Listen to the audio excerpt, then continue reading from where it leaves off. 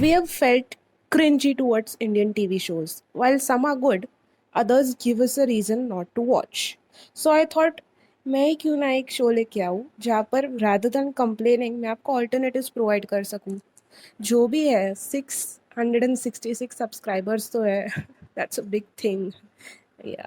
Anyway, if you want a lol, let me say this right. If you want to be a lol, I have awesome shows lined up for you. Unlike this lol, a moment of silence. And as most of us are frustrated with the current gloomy scenario, this will at least bring a giggle, if not laughter. So let's begin. So पहला show है कहीं किसी रोज. Just kidding.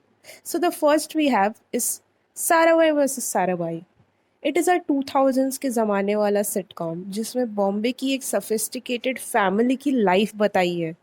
Nothing complex, just a season with some few episodes. इस story की interesting बात यह है कि ये भी just like our life's problems, characters और ह्यूमर से भरी है. सास बहू का छोटा मोटा झगड़ा, बाप का बेटे को सताना, बीवी का घर से भाग जाना and all that, but in a fun and a lighter way.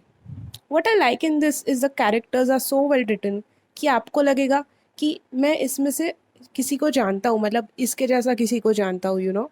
End of course the sound effects. अगर आपको तारक मेहता के साउंड इफेक्ट्स से हंसी आती है तो ये तो क्लास है. सोनिया की बातों का भरोसा करती हो?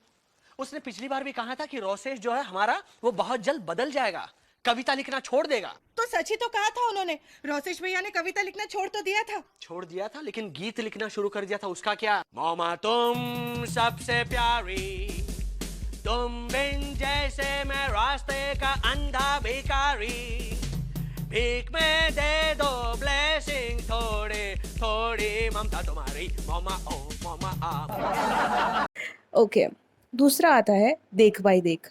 Probably produced in the early 90s, directed by Anand Mahendru. This is also a show about a joint 3 generations wala family filled with colorful characters. The casting is superb. जहाँ पे they have relationship troubles, problems with parents and in-laws. Why I like it is because again, it is good comedy and it has memories as we remember the little idiosyncrasies which it was filled up with. The third is, I guess, something every millennial has watched. It's not Friends or Khichdi or How I Met Your Mother or Big Bang Theory.